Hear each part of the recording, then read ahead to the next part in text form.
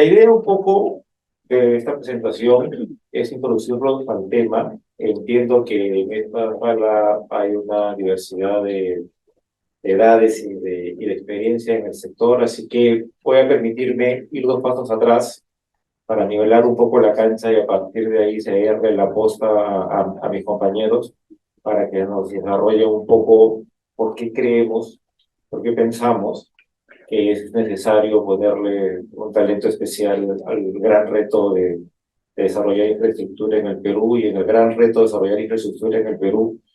Un tema que es súper importante es cómo se entienden o se desentienden las partes. Seguramente ustedes verán en las noticias permanentemente que tal proyecto fracasó, tal proyecto se cayó, tal proyecto se terminó, tal proyecto se resolvió.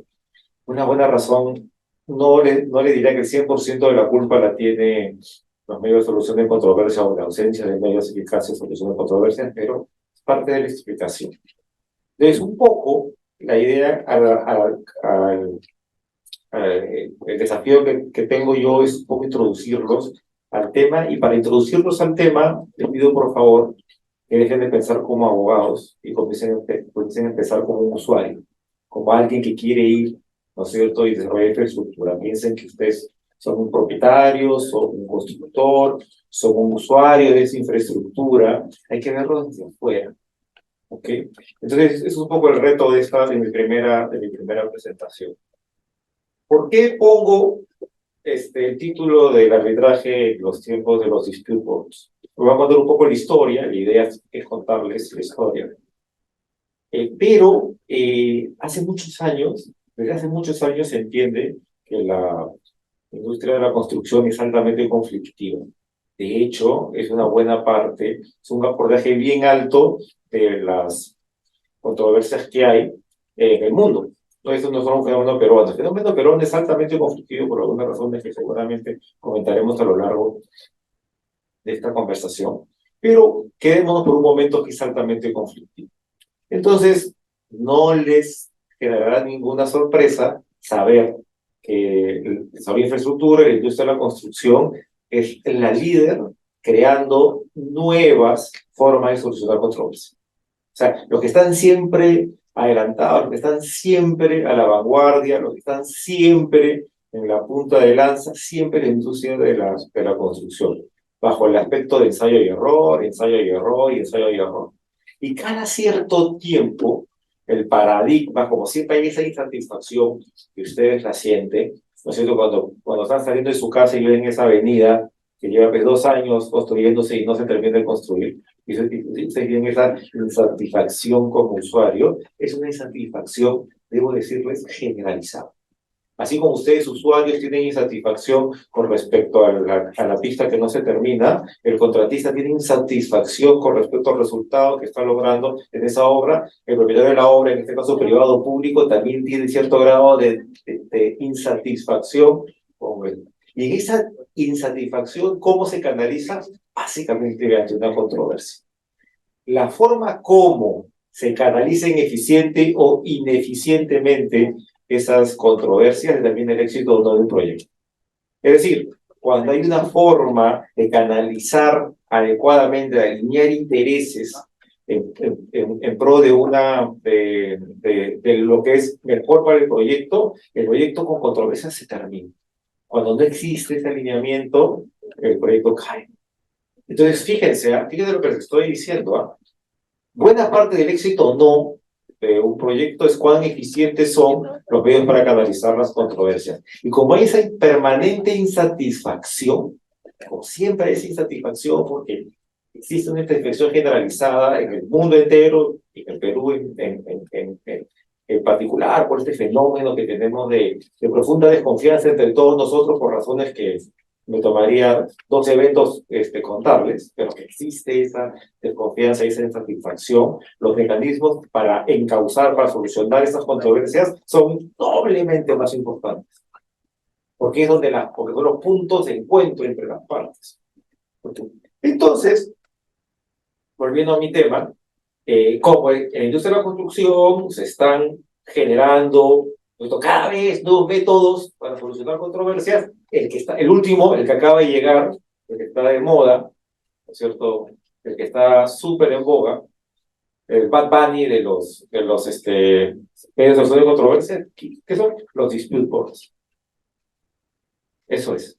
Los dispute boards no acaba de llegar, tiene algún tiempo, pero digamos está pleno de moda. Entonces, fíjense cómo este nuevo método intenta, ¿no es cierto?, desafiar el paradigma anterior. El problema anterior es el arbitraje. La idea y la excusa para comenzar la conversación con ustedes es entender la dinámica entre esas dos cosas.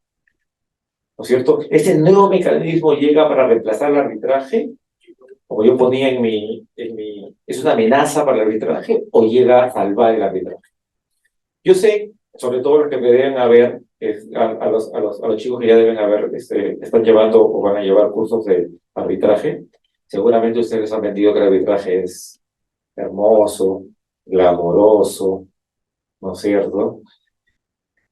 Yo no les voy a decir que los voy a desilusionar, pero les voy a comenzar a contar la historia como las ven quienes usan el arbitraje, con sus grises, y sus claros y sus opacos.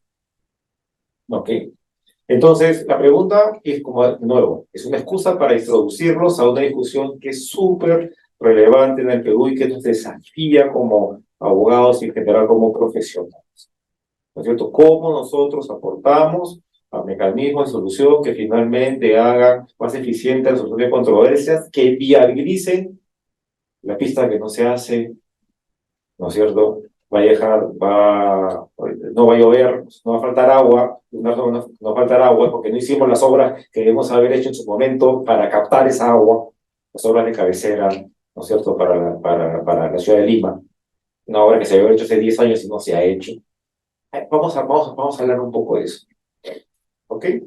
Entonces, comienzo con lo primero, ¿ok? ¿No es cierto? Ustedes han dicho, oye, la ventaja es súper bacán porque es mejor que el Poder Judicial. Bueno, sí, no, eso no lo voy a negar, ¿no? Pero también con quién se está midiendo, ¿no? Se está midiendo con un proceso que dura 10 años. O sea, eso es, vamos, una batalla muy fácil de ganar por comparación. O sea, el arbitraje es más rápido que la justicia ordinaria. Sí, pues el arbitraje es más rápido. Ahora, el arbitraje es rápido en sí mismo, es rápido per se. Para que tengan una idea, un arbitraje entre dos partes privadas durará pues 1 año y medio, 2 años. Un arbitraje entre un privado y un público, Javier, ayúdame, 5 años, 4 años. Yo tuve un récord de 12 años, un récord de 12 años. La ventaja del arbitraje es porque yo puedo tener jueces especializados. Es decir, en vez de irme a buscar, ¿no es cierto?, en el Poder Judicial y que me toque por sorteo o por orden, me toque un juez, no sé, pues de lo civil, que de repente de construcción no sabe nada, yo puedo ir y buscarme como árbitro, no sé, un especialista de construcción para ver un tema de construcción. Sí, efectivamente, pero comparativamente hablando, no es la única forma de atraer profesionales a la solución de controversias en un contrato de construcción. Y ahí más o menos comienzan a agotarse las ventajas del arbitraje. En resumen, es mucho mejor que ir al Poder Judicial, porque está muy lejos de ser eficiente. Es caro, arbitrar es carísimo, es muy caro. Cada vez que yo le cuento a un cliente nuestro cuán caro es el arbitraje, que lo veo con ganas de llorar, es carísimo, es bien caro. Sube y sube, no tanto como el limón, pero suben los costos. Y un gran problema del arbitraje es que el arbitraje es post-mortem. Significa que es post-mortem el arbitraje. El arbitraje va y sobre un proyecto que ya perdió valor, muchas veces que se frustró o que se resolvió, va y busca el culpable del asesinato. ¿Quién mató el contrato? ¿Quién mató el proyecto? Pues el proyecto muerto está. Eso no resucita a nadie. Entonces es una aproximación post-mortem. Cuando para agregar valor, para salvar, para que se acabe la pista, necesitamos que el contrato viva. ¿Cuántas veces ustedes han visto que el alcalde, cuando una obra fracasa, el alcalde dice, le acabo de resolver, o el político dice, acabo de resolver el contrato contratista, pero no se preocupe que en 3 meses vamos a lanzar de nuevo el contrato y en 6 meses vamos a terminar la obra, pasaron 5 años y la pista sigue como está. Es lo que es morte. Salvar un proyecto requiere soluciones en tiempo real. El otro problema y aquí, amigos estudiantes de Derecho, por favor, no lo hagan. Nosotros hemos hecho un sistema que es altamente confrontacional. Yo tomo mi media culpa. Yo soy de la escuela antigua y la verdad que asertividad, por más que la aprenda, ahí me han enseñado a litigar de otra forma. Y somos agresivos, somos confrontacionales. Litigano. Utilizamos frases, horrible chico, por favor, nunca la usen. ¿Cierto? La contraparte pretende sorprender al tribunal, ¿no? Miren, chicos, les lo digo sinceramente, y todos los que trabajan en CAE lo saben, a que me ponga una frase así, seguro que les quito el café un mes. Una frase que no aporta absolutamente nada, ¿no? La contraparte actúa de mala fe, no aporta absolutamente nada a ese argumento. O ahí me toca ser árbitro, yo de esos argumentos, ¿no? ¿Verdad? Simplemente la impresión que yo tengo es que falta argumentos que intentan atacar a la voluntad de las intenciones de la contraparte. Y el tema de que sea confrontacional tiene un tema muy importante, que es que es muy difícil alinear intereses. Después de esa confrontación, que ambas partes, después de la confrontación, vengan y digan, miren, vamos a poner nuestros sentimientos al costado, después nos hemos insultado, pero vamos a poner nuestros sentimientos al costado, vamos a pensar en una solución que ayude al proyecto, ya es muy difícil.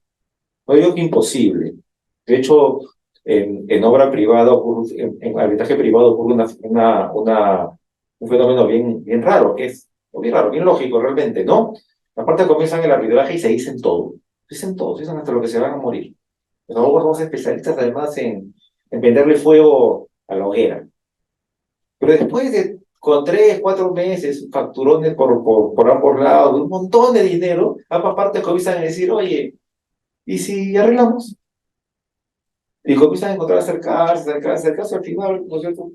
Arreglan. Los privados arreglan.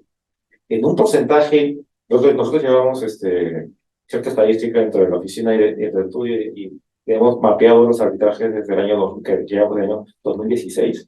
Hemos mapeado como 160 arbitrajes.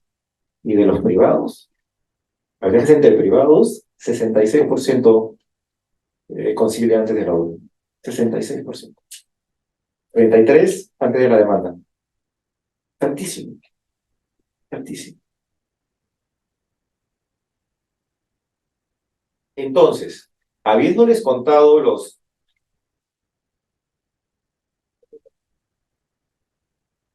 ¿Aló? Ah, gracias. Entonces, habiéndoles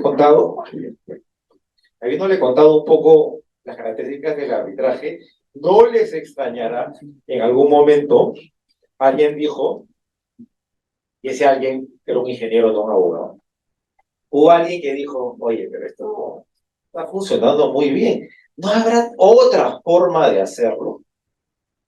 Y así surgen los disputors, o la Junta de Resolución de Disputas, como se llama en el Perú, aunque por un tema de terminología, en el Perú la Junta de Resolución de Disputas, la JRD, se refiere a la obra pública y los disputors se suelen referir a la obra privada, pero básicamente son lo mismo. ¿Cómo surgen estos dispute boards? En los años 50, en contratos públicos, sobre todo del ejército de Estados Unidos, se dieron cuenta que por un tema de falta de flujo, de crisis económica, de pobres márgenes, se volvió la conflictividad muy alta. Y en Estados Unidos la conflictividad te lleva al Poder Judicial. ¿Ok? La gente se pelea en el Poder Judicial. Y se dieron cuenta que había mucha conflictividad. Pero como el Poder Judicial tenía sus costos, no tenía jueces especializados, etcétera, comenzaron a decir, oye, ¿qué otras alternativas hay a la justicia ordinaria? Y así surgió el arbitraje. El arbitraje se volvió muy popular en construcción. ¿Ok? Pero pronto el arbitraje comenzó a tener muchos de los problemas que tenía la justicia ordinaria, sobre todo el tema de los costos.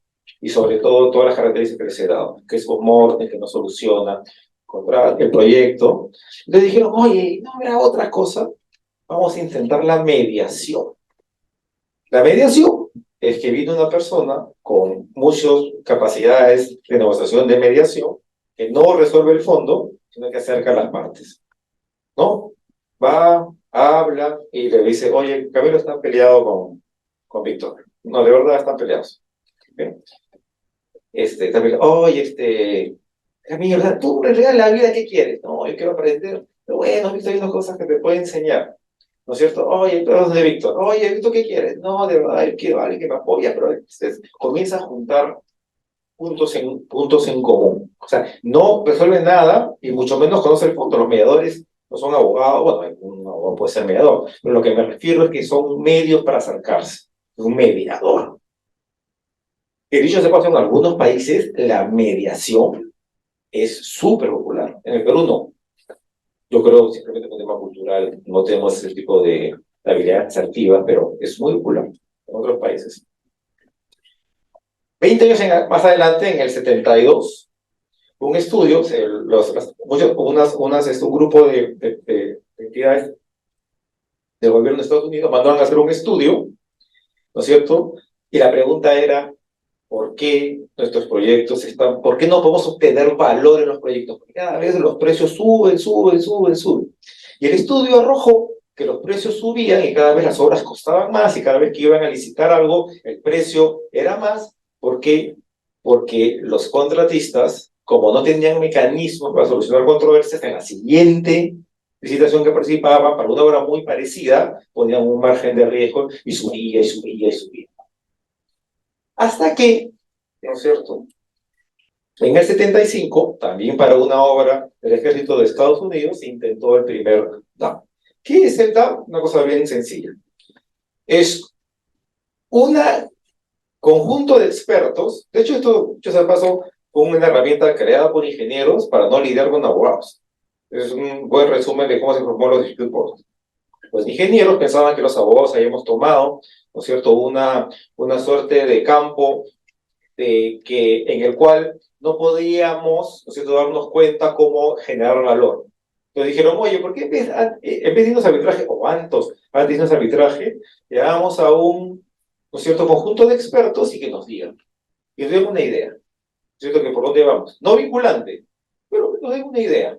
Y el primer TAP se formó en 1975. Tres expertos nominados por las partes, a lo cual las partes le consultaban. Le decían, oye, mi lectura del contrato es esta.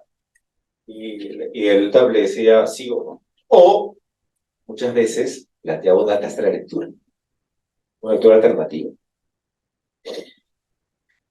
Cada día se hizo más popular y en el año 89, la American Society of Civil Engineers de Estados Unidos decidió endosar y recomendar la práctica masiva de los dispute boards porque estaban dando muy buenos resultados.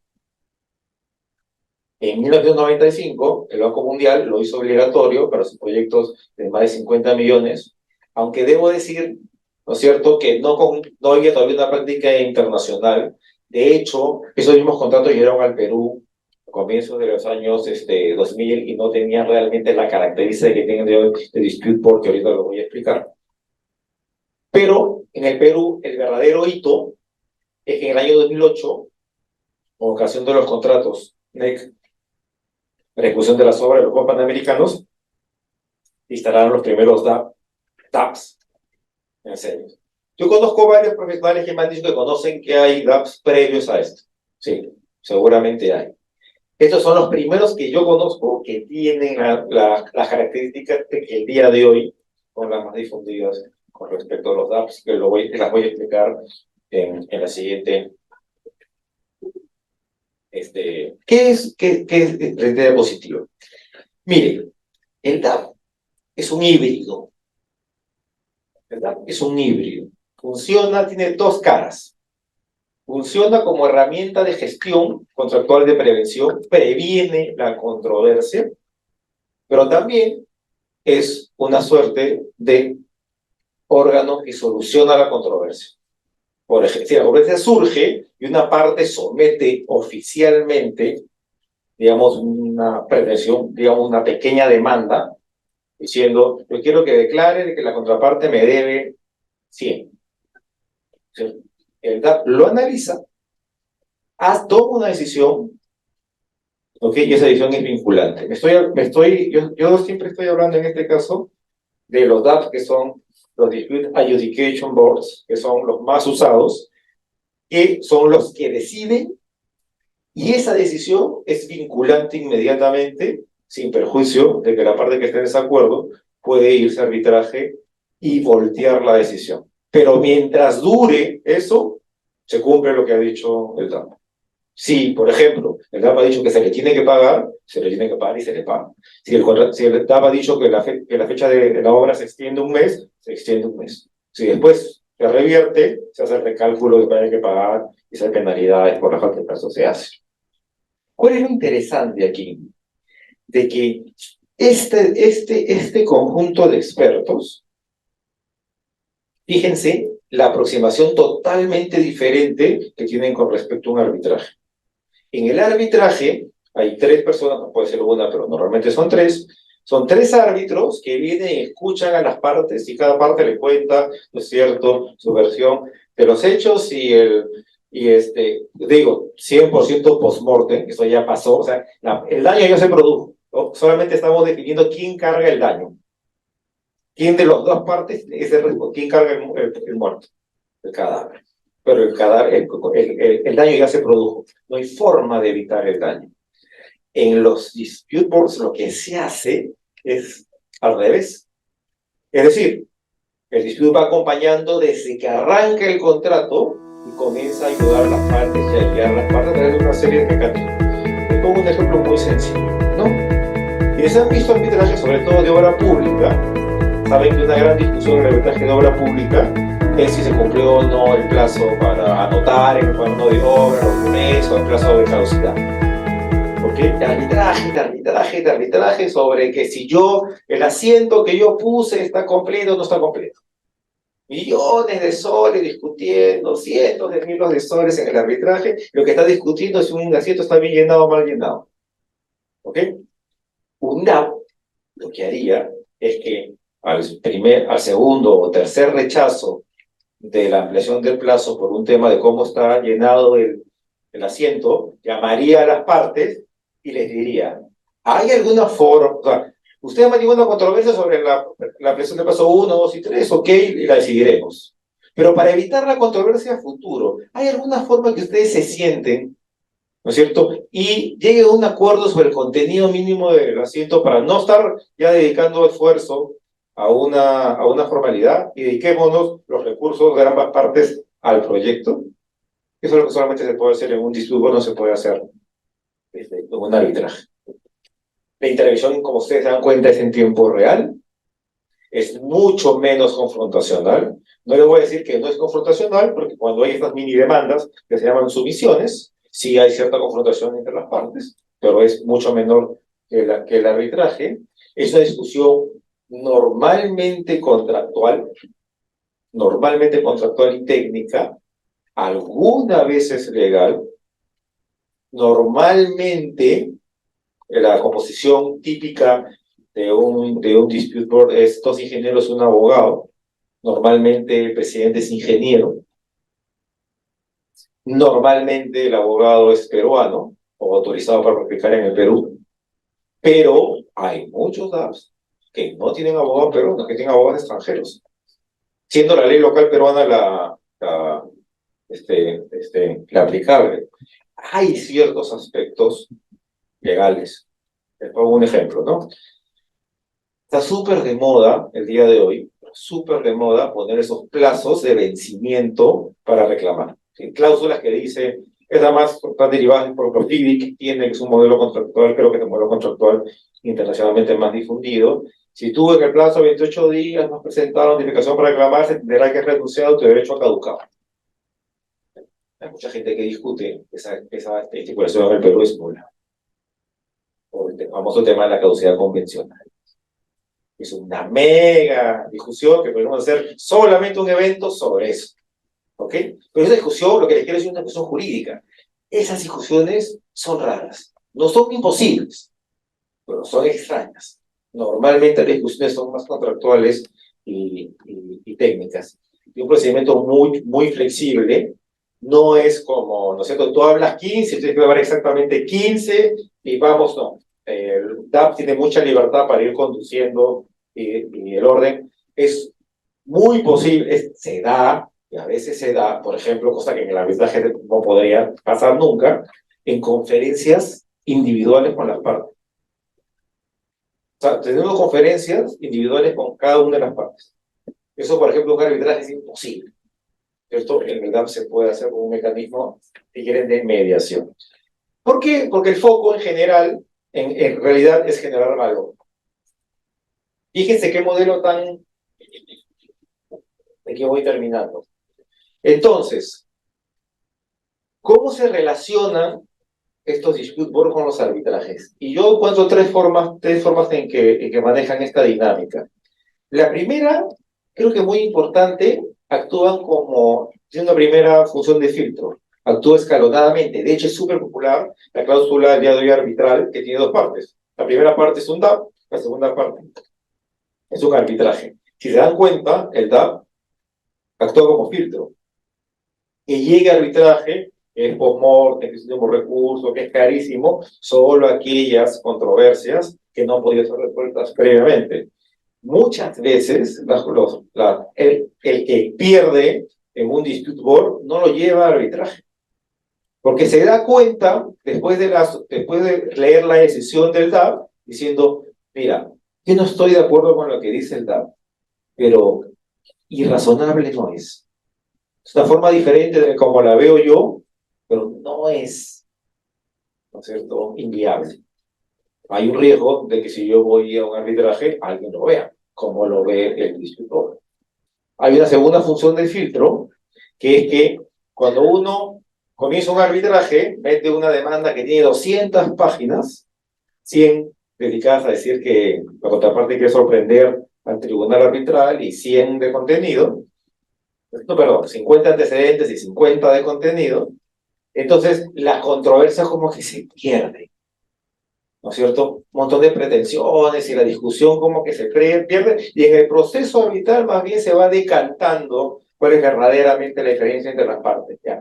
Cuando hay un DAP, eso es mucho más obvio, porque como hay una previa posición de una parte y la otra exposición de argumentos, la controversia se centra muy rápidamente, lo que hace que el arbitraje posterior sea bastante dinámico. Y hablando de dinamismo del arbitraje, no sé si a ustedes les ha tocado ver, pero ustedes son árbitros, leen la demanda, ¿no es cierto? Y dicen, oye, el demandante tiene toda la razón del mundo, qué malo el demandado, ¿cómo es posible que haya hecho esto, no?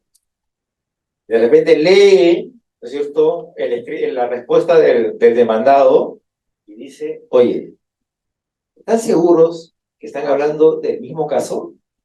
Porque no pareciera, tienen unas dos narrativas absolutamente diferentes. La verdad, ya que somos bien responsables los abogados, ¿no es cierto?, que encontramos, ¿no es cierto?, narrativa, una historia, y el día de hoy hay un arbitraje, dos historias, totalmente diferentes. Cuando ha habido un DAP previamente, eso es muy difícil de hacer. ¿Por qué? Por una palabra que se llama trazabilidad. Es decir, como las partes están obligadas a manifestar sus opiniones tempranamente desde la primera reunión con el DAP, cuando ni siquiera hay su visión, hay una trazabilidad de todo lo que han dicho. Hay una historia ya contada. Entonces es imposible, no es imposible, pero muy difícil de ver un abogado, por más hábil que sea, a sacar un argumento que nunca se sacó antes. No parece un argumento legítimo. Los argumentos sorpresas no parecen legítimos. Habiendo dicho eso, ¿no es cierto? Conclusión, ¿qué es lo que ocurre con los DApps, con el arbitraje en los tiempos del DApps? Los DApps van a llenar un hueco, están llenando un hueco que los arbitrajes no llenan ni tienen la función de llenar. Por lo tanto, cubren funciones complementarias ambas instituciones y en mucho alivian la percepción de que los arbitrajes no generan valor en los proyectos. Yo creo que la verdad, ¿cierto? Y esto obviamente a todos mis amigos que son árbitros no les va a gustar que lo diga, pero yo creo que los DApps vienen a mejorar el sistema de arbitraje porque nos vamos a enfocar en lo que realmente es importante. Vamos a entrar a la controversia y enfocarnos en lo que realmente es la diferencia entre las partes. Muchas gracias. A ver, voy a empezar por lo que es un poco, continuando la línea que había comentado Alex. Ya, pero desde un enfoque de gestión de proyectos, ¿no? Porque básicamente los Fieldworks han venido ahora a ser un mecanismo de gestión de conflictos, ¿no? Dentro de los proyectos, ¿no? Con lo cual pasamos a un tema general que creo yo que la respuesta es bastante sencilla, ¿no? Si los conflictos son evitables, ¿no? O son inevitables en los proyectos, ¿no? Y considero que normalmente cuando uno tiene un contrato, por ejemplo, de ejecución inmediata, bueno, ahí no hay mayor conflicto porque tú ejecutas el contrato en un solo momento. Sin embargo, cuando estamos en contratos de ejecución continua, normalmente como es un proyecto de construcción, los conflictos van a suceder de todas maneras, ¿no? El tema es si escalan esos conflictos, en qué nivel pueden escalar esos conflictos, ¿no? Porque si uno puede, digamos, esos conflictos gestionarlos adecuadamente, probablemente esos conflictos quedarán ahí, se solucionarán, se discutirán, pero se solucionarán. No llegarán necesariamente a un litigio arbitral o judicial. Entonces, pero sí es importante que quede claro que en general no es que el estudio venga a evitar un conflicto, porque los conflictos per se son inevitables en un proyecto. Lo que viene un distribuidor es a gestionar adecuadamente la ocurrencia de este conflicto. Es un enfoque distinto. Pensemos en general, ¿no? Finalmente el proyecto se traduce en un contrato, ¿no? Entonces, en general, mientras más largo sea el contrato, mayor probabilidad de ocurrencia de conflictos. Como en toda relación contractual o cualquier relación amical, ¿no? ¿Cuántos años tiene usted de conocer a una persona? Pues la probabilidad de ocurrencia de conflictos, mientras más conoce a esa persona, es mayor. Igualito ocurre en los proyectos, ¿no? Porque finalmente los proyectos son gestionados por personas. Entonces, y las personas obviamente se mueven por intereses. Por intereses, ¿no? Evidentemente en el marco de un contrato, pero no son ajenos a los intereses. Entonces, evidentemente, si el proyecto es complejo, la probabilidad se incrementa todavía más. O sea, no solamente tenemos que el proyecto es de larga duración, sino también tenemos que el proyecto es más complejo o es complejo. Por ello, en la planificación de la gestión de proyectos de construcción existe lo que es la gestión de proyectos. Y ahí es en donde los dispute boards vienen a, creo yo, a llenar un vacío que en los proyectos más emblemáticos, digamos, del país antes no había, ¿no? Entonces, tenemos que si son finalmente inevitables los conflictos, son inevitables también los litigios, ¿cómo se pueden evitar? Los dispute boards vienen a crear finalmente espacios de diálogo, de discusión y de resolución de un conflicto.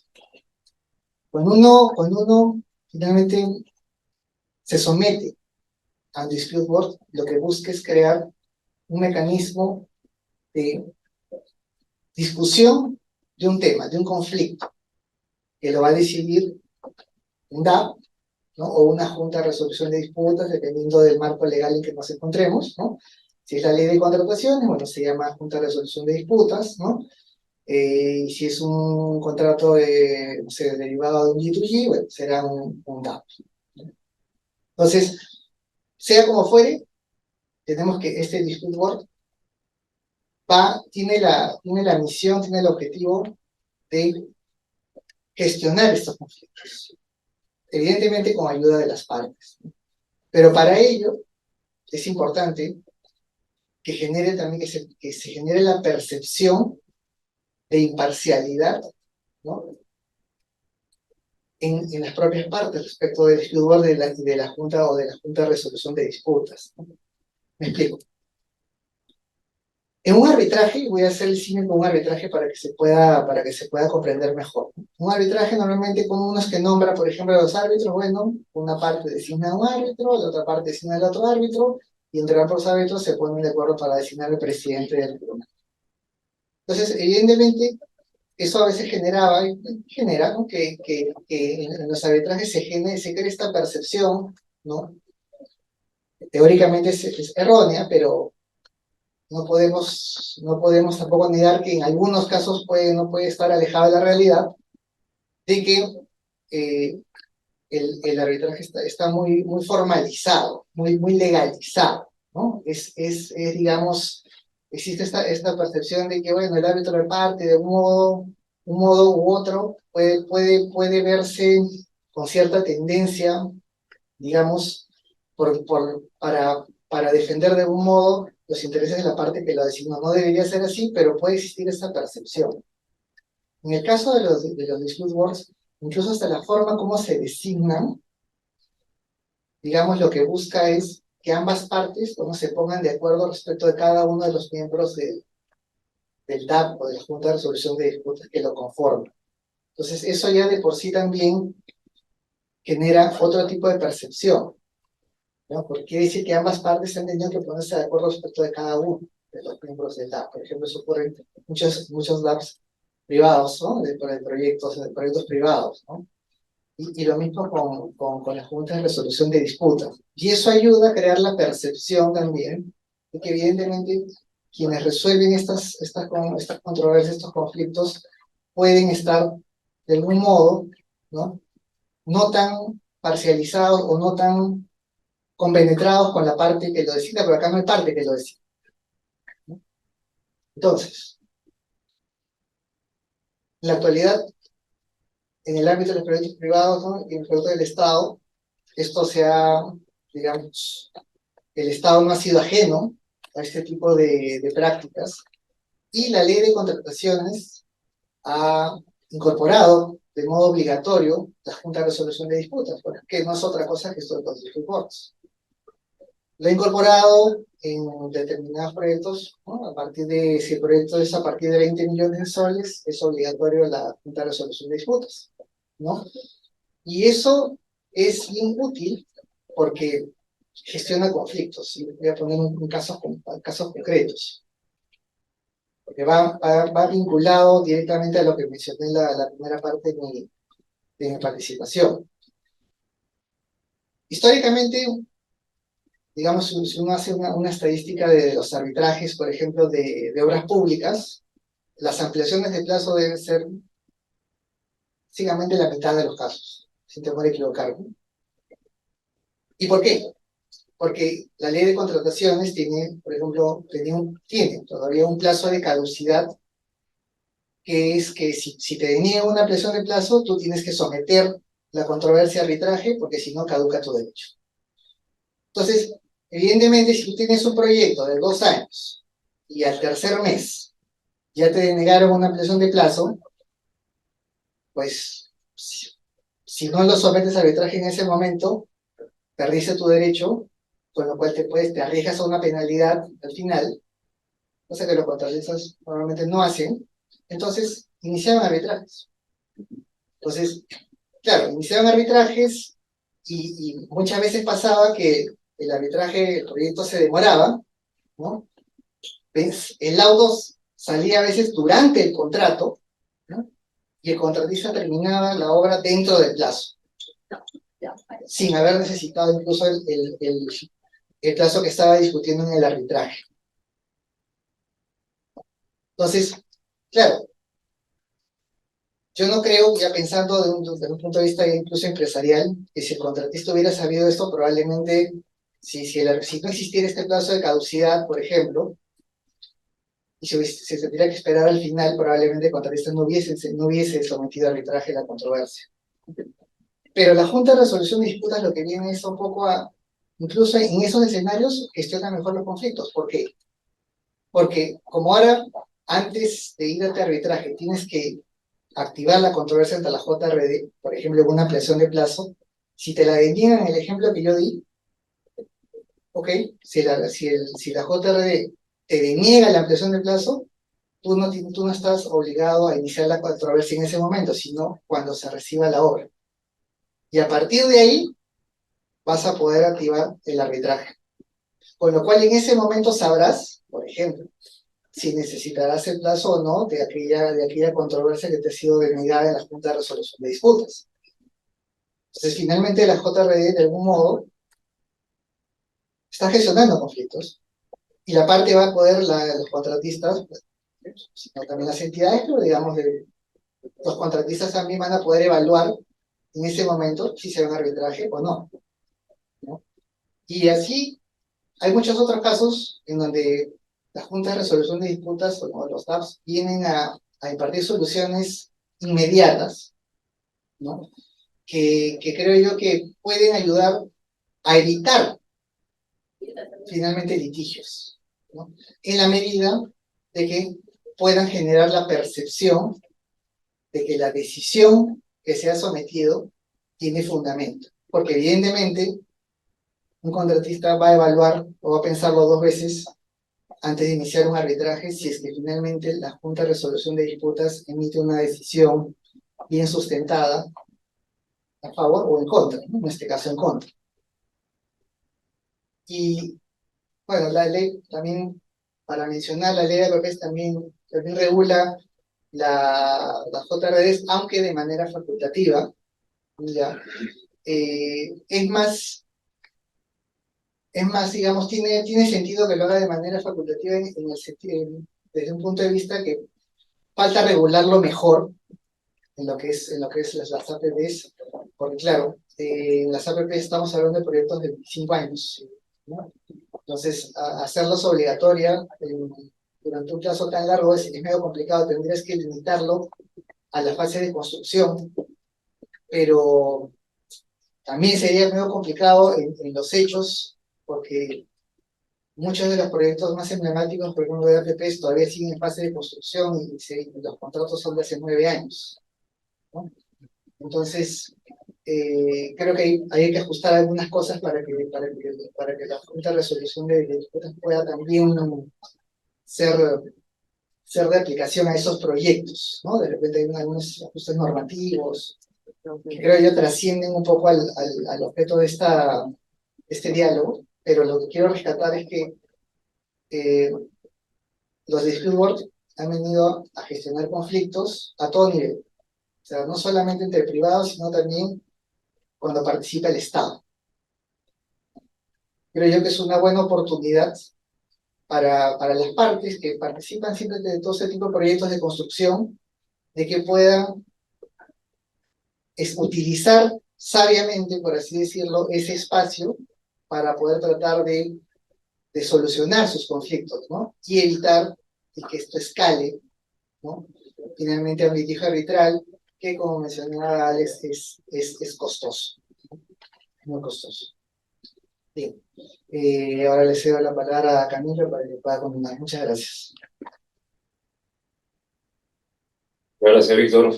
Gracias, Alex, también. Buenas tardes con todos. Es un gusto estar aquí presente en mi querida casa de estudios, compartiendo un poco de nuestra experiencia en el tema. Yo voy a hablar de las disputas en los contratos NEC, que es un tema que está algo de moda si tienen experiencia o cercanía con la industria de los proyectos de inversión pública, por supuesto. Y habiendo comenzado con una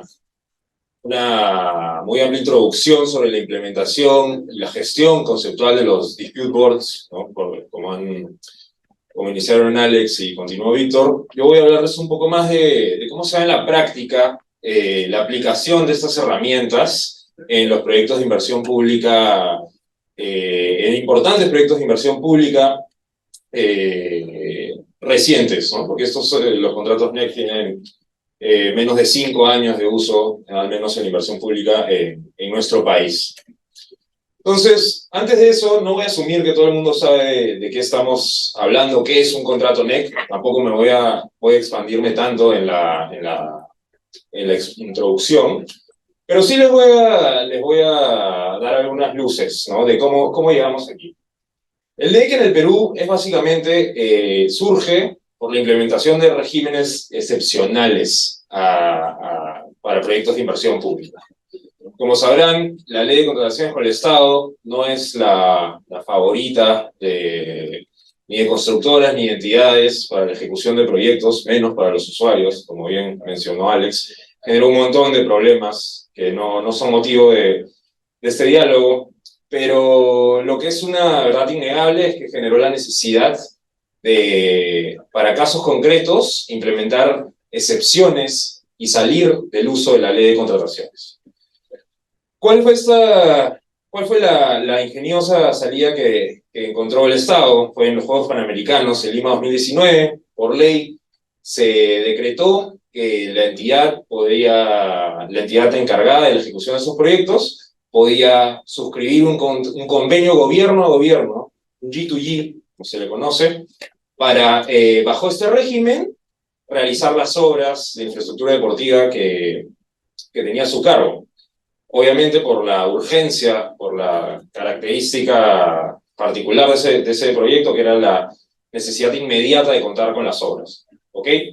Entonces, los contratos NEC no son el régimen es el acuerdo gobierno a gobierno, y los contratos NEC no son los únicos que se utilizan en los acuerdos gobierno a gobierno, pero en estas tres entidades en particular que están en pantalla, que son Lima 19, Reconstrucción con Cambios, y el proyecto especial Escuelas Bicentenario, el acuerdo gobierno a gobierno suscrito fue entre el Perú y el Reino Unido, y por tanto utilizaron lógicamente un contrato de origen británico, como es el. ¿Ok? Entonces, ¿qué es el NEC? El NEC es un contrato estandarizado. Es un modelo que es como. Es un modelo que tiene unas piezas que se utilizan, a las cuales tú le adecuas algunas herramientas y se implementa en los proyectos. ¿Okay? Es un estándar que viene listo para que tú le implementes las necesidades particulares del proyecto que se va a ejecutar y se inicia la ejecución del proyecto.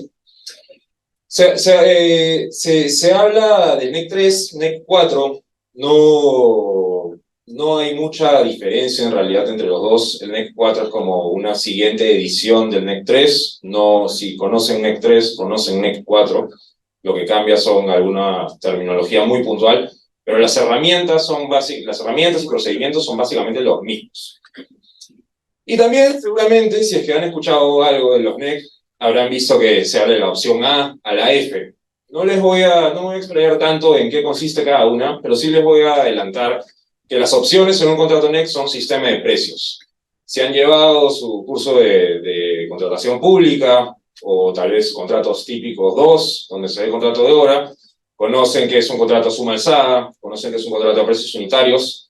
Esos dos sistemas de precios en contratos de construcción son algunas de las opciones. La suma alzada, entre comillas, es la opción A, y sí hago un poco de énfasis en la opción F, que es el contrato de gestión.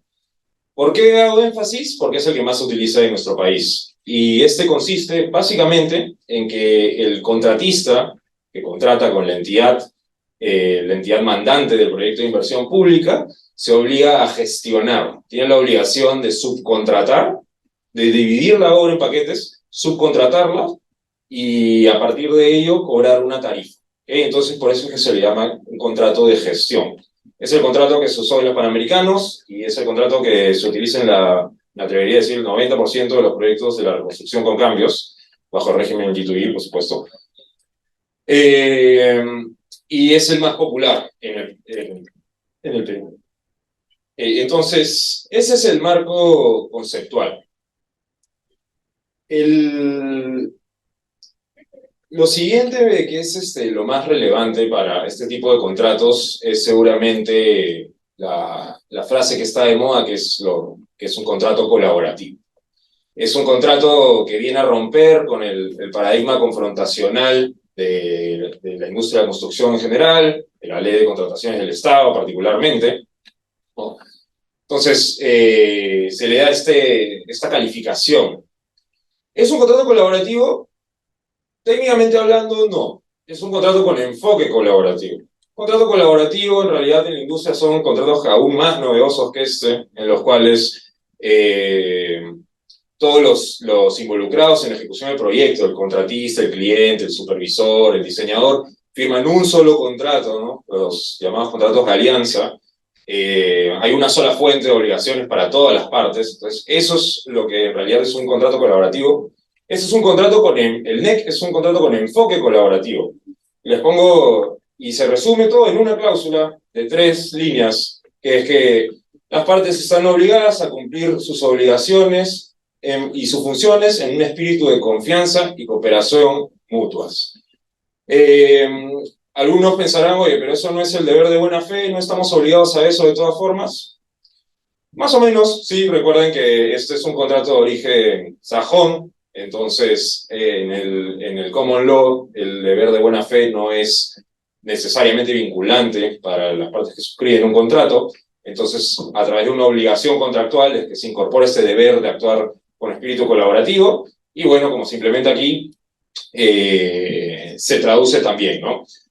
Evidentemente, no se queda en esto, sino que la idea es que en el resto del cuerpo del contrato se implemente también, y las herramientas están diseñadas para poder aplicar este enfoque colaborativo. Entonces, hasta aquí tenemos un contrato novedoso, tiene poco más de 20 años, es nuevo en el Perú y que viene a tratar de romper este paradigma confrontacional, y que además se compatibiliza con medios de resolución de disputas. En el Perú, y en el modelo original también, es la adjudicación o los dispute boards. Okay. Entonces, antes de entrar a qué es un dispute board, quiero contarles un poco cómo se ejecutan estos proyectos en la práctica, ¿no? Y tomo como base la opción F, que como les contaba es la más popular. O de mayor uso en los proyectos de nuestro país. He hecho aquí una pirámide para explicar un poco cómo funciona la estructura contractual. Si tienes un proyecto de inversión pública de la reconstrucción con cambios, por ejemplo, como les decía, el contratante y el contratista se vinculan con un contrato opción F, un contrato de gestión. ¿Qué quiere decir eso? Que el contratista tiene que dividir la obra en paquetes: el diseño, la ejecución de las obras civiles, el equipamiento, y cada uno de estos paquetes va a ser obligatoriamente subcontratado, salvo que ejecute por sí mismo con un supuesto particular, pero la regla general es que se subcontrate. ¿Okay? ¿Y cómo va a subcontratar el contratista? En la mayoría de casos, con una opción A, es decir, con un contrato a suma alzada. Ojo, la opción F no es un suma alzada, no tiene un precio fijo, pero cuando el contratista traslade las obligaciones hacia abajo, hacia el subcontrato, sí lo va a hacer a suma alzada. Entonces, ¿qué estamos haciendo ahí? Por eso coloco a la derecha, o a la izquierda, perdón, que se traslada el riesgo hacia abajo. ¿Por qué? Porque el contratante, obviamente, al vincularse con el contratista, le está trasladando los riesgos, y asimismo, los traslada hacia la parte inferior de la cadena, que viene a ser el subcontrato, y en la mayoría de casos con sistemas de precio a suma alzada. Entonces, ¿cómo regresa cómo rebota en la pirámide este traslado de riesgos? es con los eventos compensables, que es el nombre que es la calificación que utilizan los contratos NEC para los claims, para los reclamos, ¿no? Que se puede resumir en costo y plazo. Cada vez en un contrato NEC, cuando el contratista considera que tiene derecho a una ampliación de plazo o a un mayor precio, lo que hace es presentar un evento compensable. Y como se ha trasladado el riesgo, estos contratos se incorporan con principios back-to-back. ¿Qué es un back-to-back? Es básicamente que los deberes, derechos y obligaciones del contratante que se aseguran en el contrato principal se tienen que trasladar, en algunos casos con mayor o menor equidad, hacia el subcontrato. Entonces, ¿qué sucede? Si es que el contratista si el contratista subcontrata, por ejemplo, el diseño de un proyecto, y el subcontratista considera que ha ocurrido un evento de compensación, el caso más popular, que hay un mayor alcance de diseño, que va a tener que diseñar una obra más grande, más costosa, y que se va a demorar y le va a costar más, presenta su evento compensable, y por el principio back-to-back, el contratista le dice, ok, vamos juntos a reclamarlo hacia el contratante. Si nos lo reconoce, te lo reconozco. Si no me lo reconoce, lo asumes tú, es tu riesgo. Así funciona, ¿no? Y así va de arriba hacia abajo y de abajo hacia arriba la asignación de riesgos en este tipo de proyectos. Bueno, entonces, un poco ya para entrar a las disputas, ¿no? Como les comentaba, en este tipo de contratos los claims se plantean como eventos compensables. Y los eventos compensables en el contrato tienen un procedimiento de 4 etapas: notificación, cotización, evaluación e implementación. Regreso a la pirámide para mi ejemplo. En nuestra experiencia, en realidad en la experiencia de la implementación de estos contratos, no tanto los panamericanos, porque fue un caso que por las características y urgencia de la obra, las controversias no tenían la magnitud que tienen en los contratos actuales, pero ¿qué sucede? Por ejemplo, estos son magnos proyectos, ¿no? En el caso, por ejemplo, de la reconstrucción con cambios. Proyectos de alta complejidad técnica, como por ejemplo las despensas ribereñas, ¿no? Obras de prevención de desastres naturales para evitar que las quebradas, para evitar básicamente inundaciones en las zonas que pueden verse afectadas por fenómenos como el fenómeno del niño. ¿Qué sucede? Como les decía, el contratista, bajo una opción F, se obliga con la entidad contratante. ¿Cuál es la particularidad? Que se obliga tanto a diseñar como a ejecutar. Esto, bajo el régimen de contratación pública, era sumamente raro. ¿Por qué? Porque la modalidad para hacerlo, los concursos de oferta, no funcionaba, y las entidades lo sabían, los contratistas lo sabían, entonces su aplicación era rara. Lo usual era que se contrata el diseño bajo un procedimiento de selección, y una vez aceptada el expediente técnico, se haga un nuevo procedimiento de selección para su ejecución. En este tipo de contratos, eso evidentemente no es eficiente. Por eso es que se implementan estos regímenes excepcionales para que un solo contratista sea el responsable tanto de diseñar como de ejecutar la obra. Naturalmente, eso genera riesgos particulares, ¿no? Al contratista se le entrega una información referencial, ¿no? Unos estudios básicos de factibilidad, estudios de ingeniería básicos, y en base a eso oferta un precio para el diseño, y luego, cuando ya tiene el contrato, va donde un subcontratista, le traslada la misma información que se le dio, y el subcontratista contrata suma alzada. Entonces luego inicia el diseño y, oh sorpresa, la ingeniería básica, las alternativas de obra que estaban previstas en la ingeniería básica no son viables, ¿no? Se va a tener que diseñar una obra parcialmente distinta, en los casos más drásticos, totalmente distinta. Una obra que va a costar el doble, una obra que nos va a demorar diseñar 1 año más, 6 meses más, lo que fuera. Entonces, aplica aplica esta ida y vuelta, esta asunción de riesgos y luego traslado de reclamos, ¿no? Su contratista va a ir donde el contratista y le va a decir, oye, hay un efecto compensable, esto es una obra distinta, me va a costar más, me voy a tomar más tiempo, necesito que te presento un evento compensable. El contratista dirá, ok, yo también, si te vas a demorar, yo soy responsable de esa demora, me van a penalizar a mí también si es que no reclamamos el evento compensable. Tenemos que ir donde la entidad contratante a buscar su reconocimiento en conjunto, ¿no? Y aplica este procedimiento. Ese es un ejemplo típico, muy común, creo que el que ilustra mejor cómo funciona.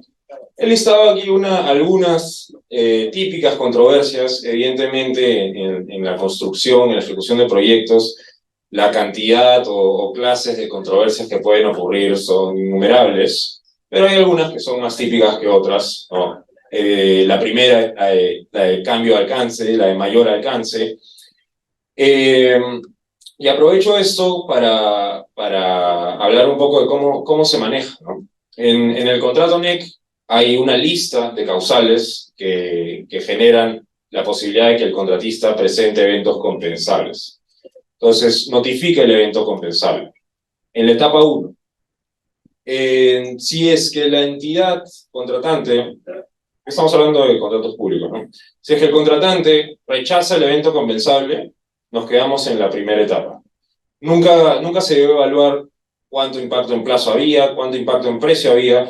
Lo que han hecho es decirte, no, lo que tú dices que es un mayor alcance, no lo es, te rechazo. Entonces, ¿qué sucede en ese momento? En estos proyectos nos vamos al DAP. Estos contratos tienen una cláusula de solución de controversias en la cual se aplica todo lo que nos comentaban Alex y Víctor. Cuando tú tienes un claim que no ha sido reconocido por el contratante, se genera una controversia. ¿Cómo se resuelven las controversias en estos contratos? Primero, obligatoriamente, te tienes que ir al DAP. El DAP, en las tres entidades que utilizan el NEC que mostré al inicio, la cláusula de solución de controversias es prácticamente igual, aplica el reglamento de la ICC, de la Cámara de Comercio Internacional para Dispute Boards, en el cual básicamente si hay una controversia, una desavenencia, se presenta una mini demanda, una sumisión, y luego el DAP una contestación, hay una audiencia, y luego el DAP resolverá. Este procedimiento es obligatorio si es que tú quieres mantener a salvo tu derecho de irte a arbitraje. Todo lo que no viste en el Dispute Board es porque estás renunciando a reclamarlo en una instancia posterior. Entonces, en los proyectos de la reconstrucción con cambios, que son proyectos de largo alcance, por más que ya vienen años, ya tienen algunos años desde que iniciaron su ejecución, la mayoría no han culminado, entonces no tenemos tantos arbitrajes de contratos NEC, la mayoría está en la etapa de Dispute Boards, pero bueno, seguramente lo va a haber, porque son proyectos de alta complejidad, lo que naturalmente en esta industria genera discrepancias, y para esto se implementan los mecanismos que les hemos comentado en esta mesa. Entonces, con eso la intención era darles una breve, una muy puntual descripción de cómo se aplica en la práctica y en la práctica actual, sobre todo, las herramientas de solución de controversias y cuáles son más o menos las disputas que suelen llegar o que suelen requerir de la implementación de estos mecanismos. Y con eso termino. Muchas gracias.